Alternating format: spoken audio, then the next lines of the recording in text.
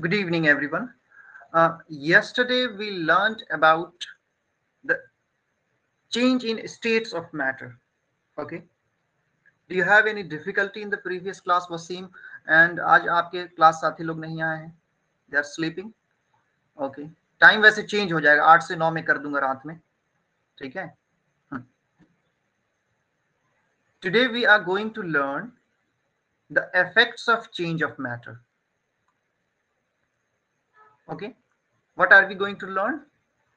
Effect of change of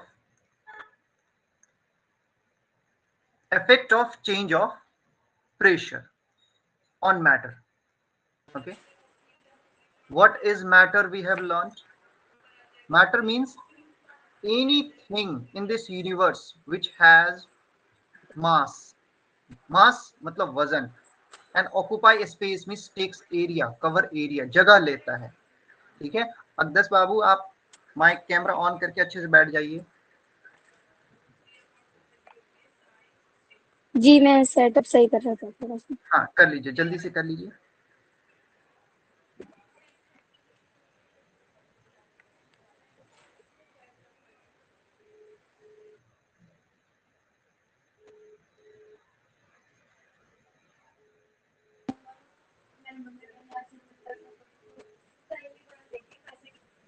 हो गया.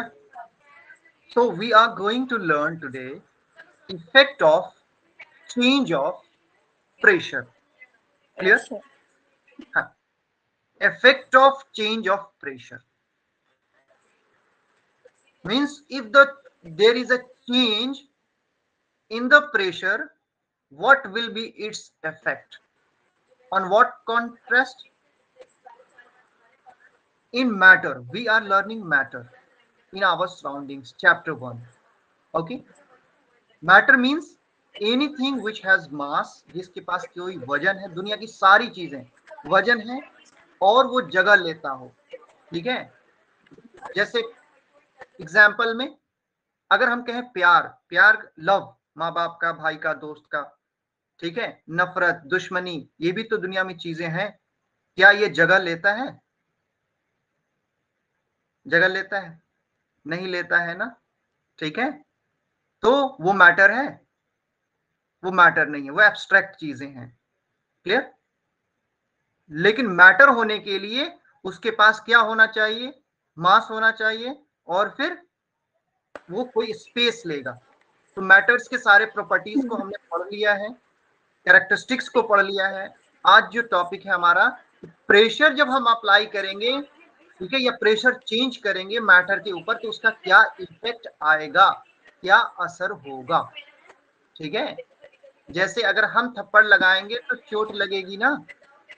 ठीक है. चोट लगेगी. ठीक उसी तरह से जी. प्रेशर लगाएंगे तो क्या इफेक्ट पड़ेगा.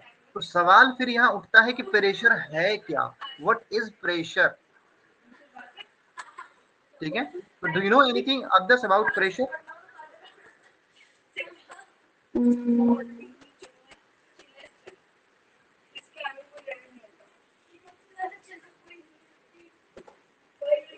आपकी आवाज थोड़ी अलग, मतलब अटकी है थोड़ी थोड़ी. हाँ, अब मेरी आवाज क्लियर आ रही है? जी जी, अब आ रही है. वो इंटरनेट आपका जो स्लो एंड डाउन, मेरा एकदम फिक्स्ड वाईफाई से डायरेक्ट कनेक्शन है यहाँ, क्योंकि वैसा सेटअप है. मेरा क्लियर है क्योंकि सारे बच्चों को आवाज क्लियर जा रही है. ठीक है. ठीक. हाँ, जी, अब सही आ रही है. हाँ, तो मेरा क्वेश्चन ये था कि what is pressure. Do you know anything about pressure? No. ये 8th क्लास की टॉपिक है प्रेशर. यस. क्या जी, वसीम? प्रेशर अगर हम किसी चीज पे लगाते हैं तो उसका स्टेट ऑफ मैटर भी चेंज हो जाता है. जैसे कि अगर हम गैस पे लगाएंगे, प्रेशर लगाएंगे, ज्यादा प्रेशर लगाएंगे, तो उसका जो इंटरमॉलिक्यूलर स्पेस होगा वो थोड़ा थोड़ा कम होता जाएगा और वो लिक्विड फॉर्म में आ जाएगा थोड़ा. ये तो मैं समझ रहा हूँ कि इफेक्ट के बारे में, but what actually is pressure?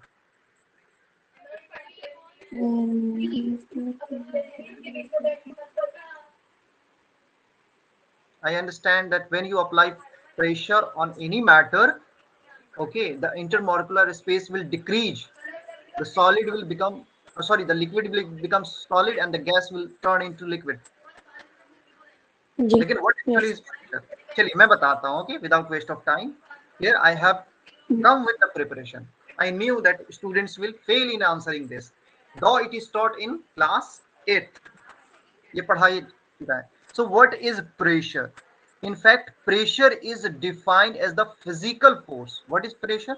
It's a physical force. Physical force. Exerted on an object.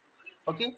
When any physical force is exerted on an object, okay, that is said that we are applying pressure. The force is applied, but what is generated? Pressure is generated on that matter, on that material. Clear? Let us learn further about it, the detailings. The force applied is perpendicular to the surface of objects per unit area. Okay. Here, in the context of pressure, we have to understand that it's a physical force that is being exerted on an object. किसी object पर हम physical force लगा रहे हैं, लेकिन perpendicular लगा रहे हैं और एरिया मैटर करता है. ओके. तो जब हम किसी एरिया पर परपेंडिकुलर फोर्स जो है एक्सर्ट करेंगे, फिजिकल फोर्स एक्सर्ट करेंगे, तो वहां पर एक प्रेशर जनरेट होगा. तो बेसिक फॉर्मूला क्या है प्रेशर का? फोर्स अपॉन एरिया, यानी फोर्स पर यूनिट एरिया. ओके. और यही फोर्स पर यूनिट एरिया को हम लोग पास्कल्स कहते हैं. Unit of pressure is pascals. Okay. And pascals is written as PA in short. Yeah. So you can make notes even what is pressure. I have already given the notes. You can need not with NCERT. तो pressure हो गया कि physical force हम perpendicular किसी unit area पे लगा रहे हैं तो प्रेशर जनरेट हो रहा है. और प्रेशर का जो फॉर्मूला है फोर्स अपॉन एरिया, यानी फोर्स पर यूनिट एरिया, जिसके यूनिट है पास्कल्स. ओके. एंड पास्कल्स को पीए ऐसे शॉर्ट में लिखा जाता है. ठीक है बेटा, लिखना कुछ नहीं है, do not worry, just understand and learn the things. यहाँ पे वही चीज को मैंने थोड़ा सा प्रेशर फॉर्मूला पे देखा है. ठीक है. प्रेशर जो है define is the force applied per unit area. Formula for pressure, pressure is equals to force and then area. Force upon area. Yes, and its measure in units is called pascals, that PA. Okay, clear?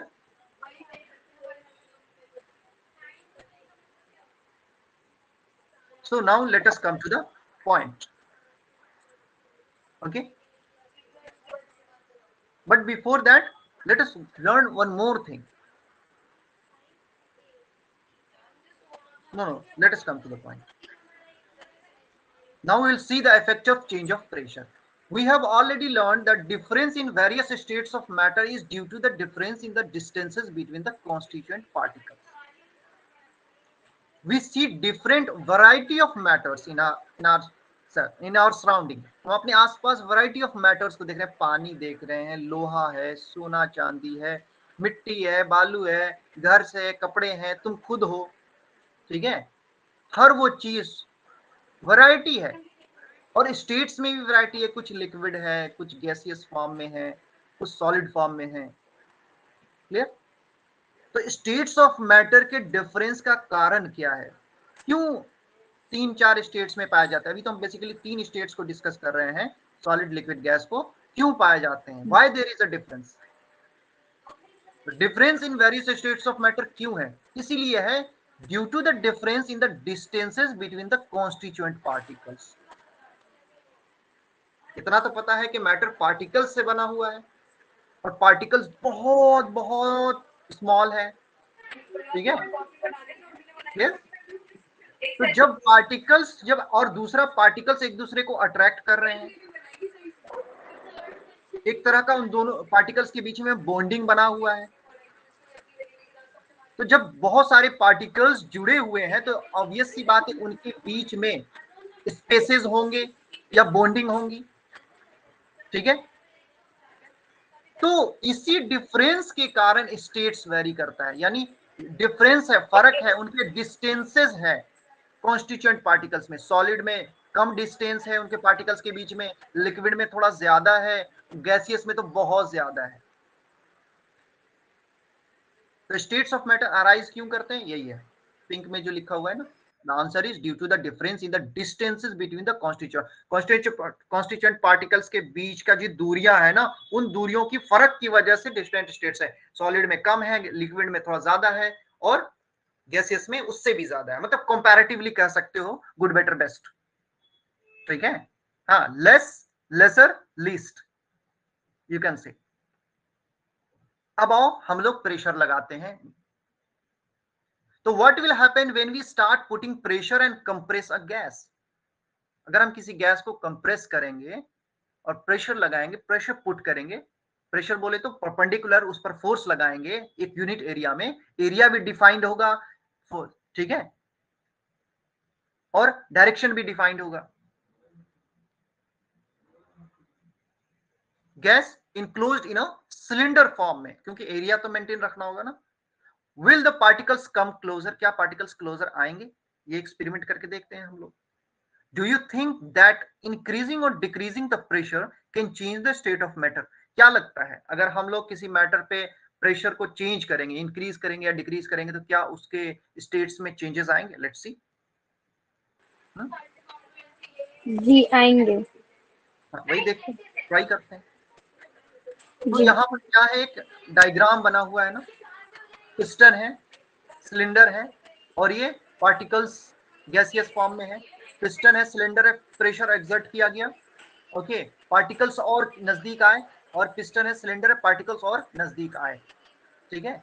यानी इस intermolecular space का हो या inter particular space का हो, वो decrease किया, यानी पार्टिकल्स के बीच का जो डिक्रीज स्पेसेस है उसी को इंटर पार्टिकुलर स्पेस या इंटरमोलिकुलर स्पेस कहते हैं, ठीक है। आपस की दूरियों को इंटर कहते हैं, इंटरमोलिकुलर स्पेस, ठीक है। वो क्या हो रहा है, डिक्रीज हो रहा है प्रेशर लगाने से। एक चीज तो है, लेकिन क्या स्टेट भी बदल जाएगा। तो by applying pressure particles of matter can be brought closer. Yes, pressure लगाने से पार्टिकल्स को तो क्लोजर लाया जा सकता है, यहां देख रहे हो, ठीक है, इस डायग्राम के थ्रू। आगे देखते हैं, जी हाँ लेट्स सी।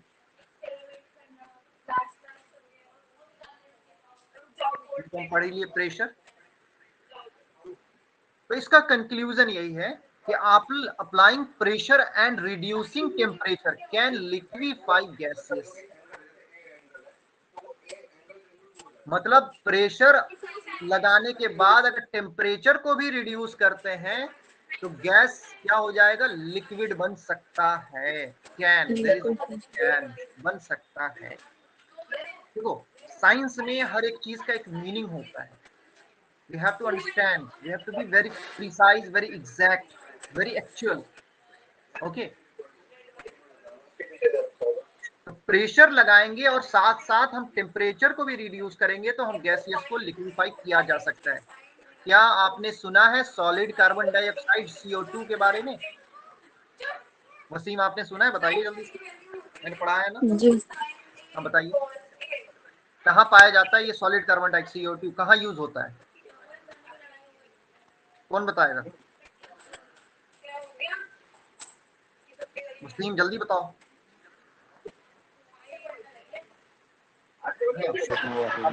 आवाज नहीं आ रहा, फिर से बोलो। सिलेंडर उसमें रखा जाता है। कौन से सिलेंडर में रखा जाता है और क्यों रखा जाता है, क्या यूज है उसका। उसको आग से बुझाया जाता है। हाँ, फायर एंड एक्सटिंग्विशर में, कहाँ, फायर एक्सटिंग्विशर में सॉलिड कार्बन डाइऑक्साइड रखा जाता है, ठीक है। हाँ, सॉलिड कार्बन डाइऑक्साइड कहाँ रखा जाता है, फायर एक्सटिंग्विशर में रखा जाता फायर है। एक्सटिंग्विशर। हाँ, क्यों, क्योंकि आग को बुझाने के लिए, ठीक है, इग्निशन को कम करने के लिए वो ब्लैंकेट की तरह जो है ना ऑक्सीजन को कवर कर लेता है। आग जलने के लिए क्या चाहिए, ऑक्सीजन चाहिए, इग्निशन ऑक्सीजन। टेम्परेचर चाहिए, फ्यूल चाहिए, ठीक है। तो जब इलेक्ट्रिकल एप्लियंसेस की बारी आती है वहां तो पानी नहीं पटा सकते हम लोग, ठीक है। तो वहां पर सॉलिड कार्बन डाइऑक्साइड जो सिलेंडर में फिल हो जाता है ना फायर एक्सटिंग्विशर में, वो क्या करता है, ब्लैंकेट की तरह कवर कर लेता है और ऑक्सीजन को कट कर देता है, इसलिए बर्निंग स्टॉप कर जाता है, वहां यूज होता है सॉलिड कार्बन डाइऑक्साइड। तो सॉलिड कार्बन डाइऑक्साइड बनाया कैसे जाता है, यही प्रेशर और टेम्परेचर को रिड्यूस करके सिलेंडर में भरा जाता है और हमारे कमर्शियल यूज में होता है। कमर्शियल यूज का मतलब उसको हम बेचते हैं और हमारे डेली लाइफ में यूज होता है, ठीक है, हमारे लाइफ से रिलेटेड है, एक प्रोडक्ट तैयार हो रहा है। It is stored under high pressure, CO2 solid carbon dioxide high pressure में स्टोर किया जाता है। Solid CO2 gets converted directly into gaseous state on decrease of pressure to 1 atmosphere without coming into liquid state। कल हम लोग sublimation के बारे में पढ़े थे। इस सब्लिमेशन प्रोसेस में क्या होता है कि मैटर जो है वो डायरेक्ट सॉलिड से गैस बन सकता है या गैस से डायरेक्ट क्या बन सकता है, सॉलिड बन सकता है, लिक्विड नहीं बन सकता है। इसको सब्लिमेशन कहते हैं। जैसे कैम्फर में हम लोगों ने देखा, तो ये सॉलिड कार्बन डाइऑक्साइड भी क्या होता है, वो कन्वर्ट हो जाता है डायरेक्टली गैस में, state on decrease of pressure of to 1 atmosphere without coming into liquid state. यानी सॉलिड कार्बन डाइऑक्साइड, यानी सॉलिड का मतलब तो सॉलिड है ना,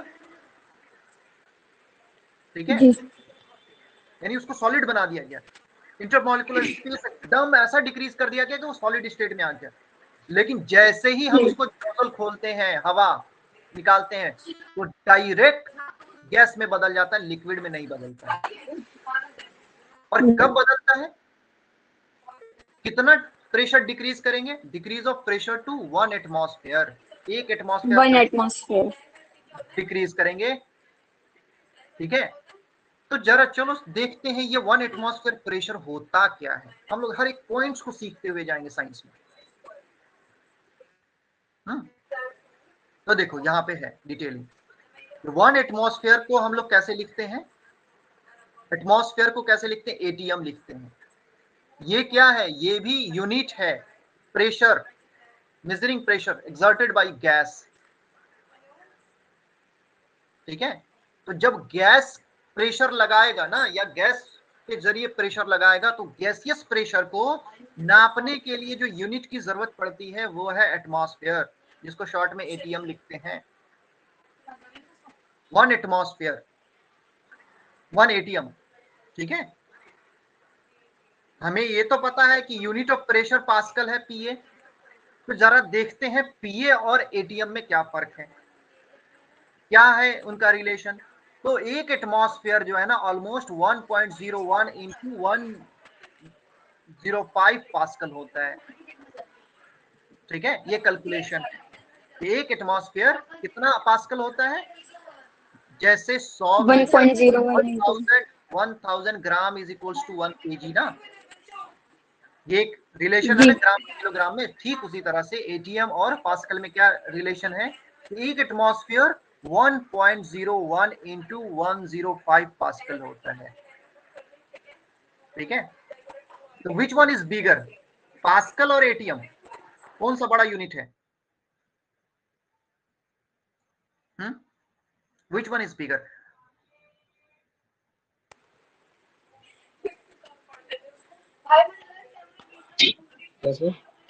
कौन सा बड़ा है यूनिट, ATM बड़ा है या एटमॉस्फेयर पास्कल बड़ा है, ATM बड़ा है, ATM बड़ा है, ठीक है ना। एक ATM में इतना सारा पास्कल आ रहा है, ठीक है जी। अगर हम 1.01 इंटू 105 को मल्टीप्लाई करेंगे तो बहुत बड़ा फिगर आएगा ना, जी। ठीक है।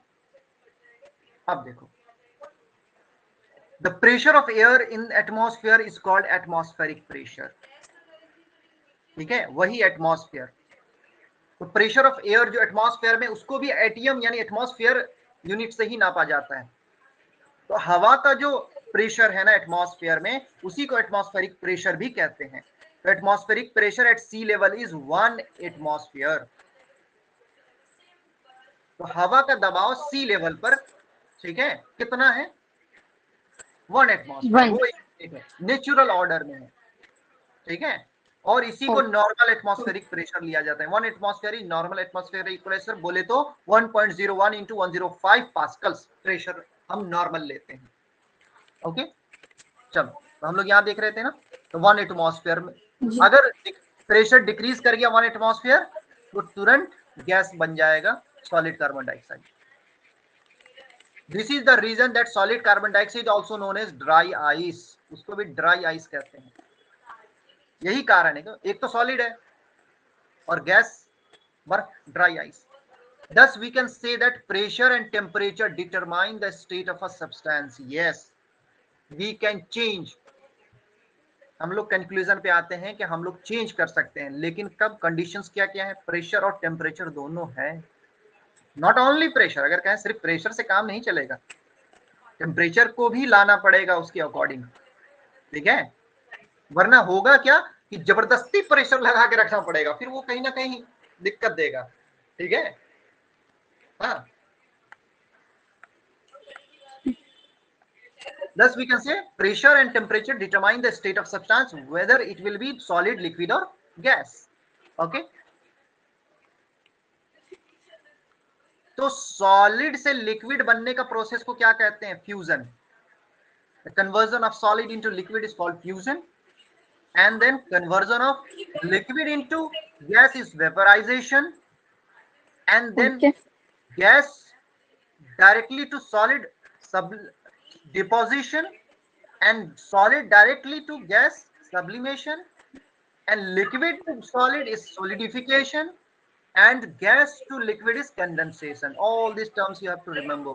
These are the changes in the states of matter. Okay, Okay. मैं आगे बढ़े, कोई दिक्कत? No. Every point is very बहुत अच्छे से एक्सप्लेन हो गया है, इट्स एक्सप्लेन नाइसली। जी। ओके, मजा आ रहा है तुम्हें अब्दस? जी।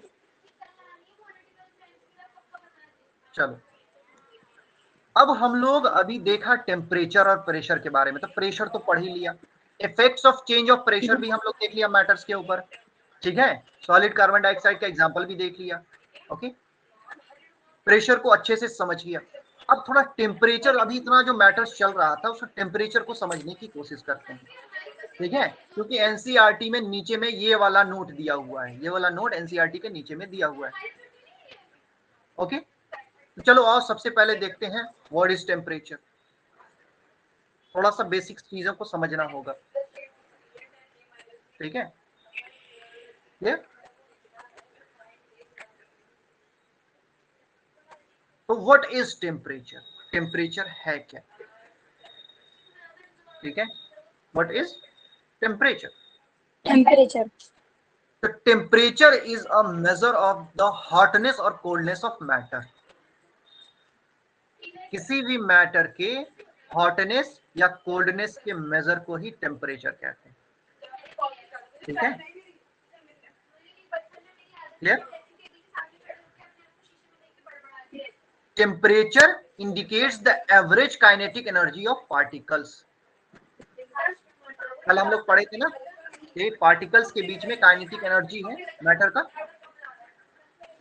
तो टेम्परेचर ये भी इंडिकेट करता है कि average kinetic energy of particles, particles के बीच में जो काइनेटिक एनर्जी है। Kinetic energy means any moving body that possess an energy is called kinetic energy.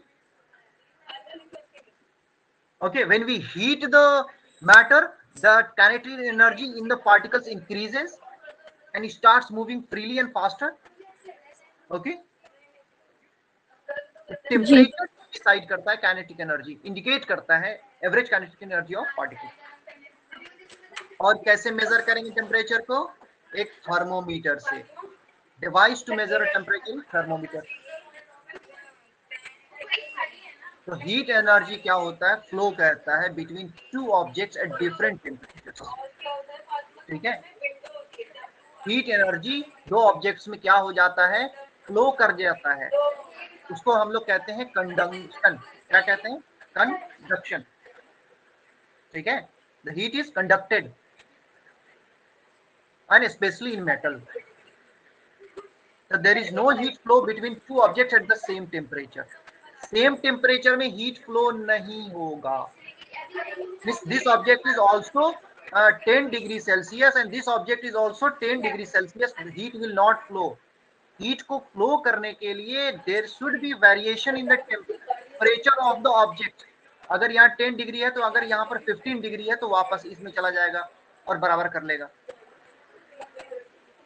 और इस प्रोसेस को क्या कहते हैं? Conduction. Conduction that happens in Conduction. Metal. हाँ, कंडक्शन। ओके,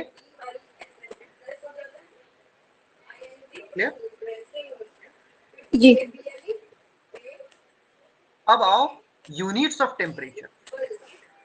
तो एक है तुम्हारा Kelvin, degree Celsius, degree Fahrenheit. Okay, Fahrenheit. ये है केल्विन, सेल्सियस, फ़ारेनहाइट। तो 0 केल्विन पे -273.15 डिग्री सेल्सियस होगा और फ़ारेनहाइट कितना होगा? -459.67 डिग्री फ़ारेनहाइट होगा, एब्सोल्यूट जीरो जिसको कहते हैं। और वाटर फ्रीज कब करता है? 0 डिग्री सेल्सियस पे। सेल्सियस पर। और कितना केल्विन पर? 273.15 केल्विन पर। 273. और फ़ारेनहाइट के लिए कितना चाहिए? 32 डिग्री फ़ारेनहाइट चाहिए। और वाटर बॉइल्स कितने पर करता है? वाटर बॉयल करता है 100 डिग्री सेल्सियस. 100 डिग्री सेल्सियस, तो ठीक है, 212 डिग्री फ़ारेनहाइट और केल्विन पर 373.15 केल्विन पर। ये सब याद रखना, हर एक पॉइंट को मैंने अच्छे से एक्सप्लेन किया, नोट्स ऐसा ही बनाया है, ठीक है, ताकि तुम्हें बस दिल से जी. पढ़ना हो, रिवीजन बार बार करना, बार बार पढ़ना, ठीक है, और अच्छे से रहना। ओके, प्रेशर लेके मत पढ़ना ठीक है, क्या लेके पढ़ना? टेम्परेचर लेके पढ़ना। लोग कहते हैं ना प्रेशर लेके मत पढ़ना, तो बोला क्या प्रेशर नहीं ले तो क्या टेम्परेचर लेके पढ़े? दोनों लेके मत पढ़ना, ना प्रेशर ना टेम्परेचर। दिल से पढ़ना, शौक से पढ़ना, जज्बे से पढ़ना, और ये समझ के पढ़ना कि एजुकेशन एक बहुत मजेदार चीज है, इंटरेस्टिंग चीज है। लर्निंग को अपना हैबिट बनाओ, हॉबी बनाओ, सीखना, ठीक है। अभी तो बचपने में हो, लेकिन जरा तुम बड़े हो जाओ ना, ठीक है, तो फिर एक्चुअल प्रेशर आएगा, लाइफ का प्रेशर, एब्स्ट्रैक्ट प्रेशर कहते हैं उसको, वो अलग है, बाद में पढ़ लोगे तुम। तो यही है, 3 different scales are commonly used to measure temperature. Fahrenheit express as degree Fahrenheit, Celsius degree Celsius, और केल्विन के, ठीक है।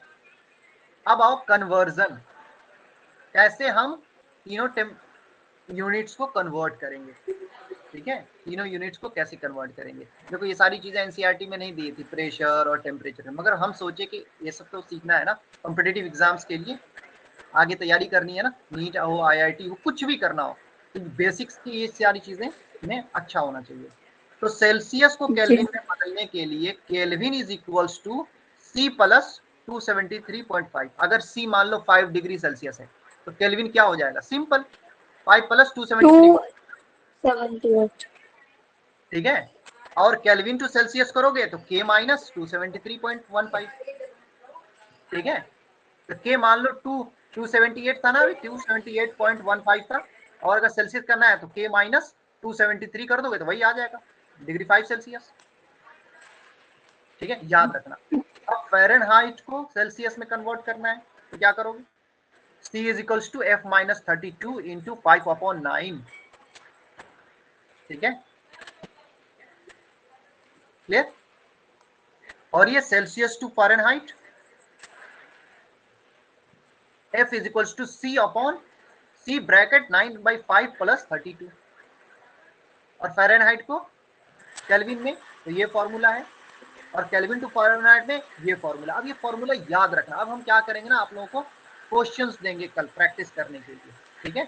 ओके. आज आपका ओके. ड्यूटी है इसको याद रखिए, आज क्वेश्चंस नहीं करना है, आपको याद रखना है, कल हम क्वेश्चंस देंगे, ओके। आपको प्रैक्टिस करने के लिए पूरा रिवाइज कर लेना है ये सारे नोट्स को अच्छे से, ठीक है, क्लियर। ये नोट्स मिलेंगे कहाँ पर हमको? ये नोट्स बेटा आपको मैं पीडीएफ भेज दूंगा, आप व्हाट्सएप ग्रुप में, ठीक है। ओके. जी. हाँ, और उसके बाद फिर मैं आप इस क्लास की रिकॉर्डिंग देख सकते हैं। हाँ, everything is available in the application, okay. और स्टडी मटेरियल में भी ये पीडीएफ मिल जाएगा इस एप्लीकेशन के अंदर, ठीक. ओके। चलिए, हाउ वाज द क्लास बेटा? Good. Only good? Very good. Okay, very good, only very good. मुझे लगा थोड़ा और प्रेशर डालते हैं तो थोड़ा और कंप्रेशन हो जाएगा So we have learned, what did we learn today? Temperature and pressure and effects of pressure.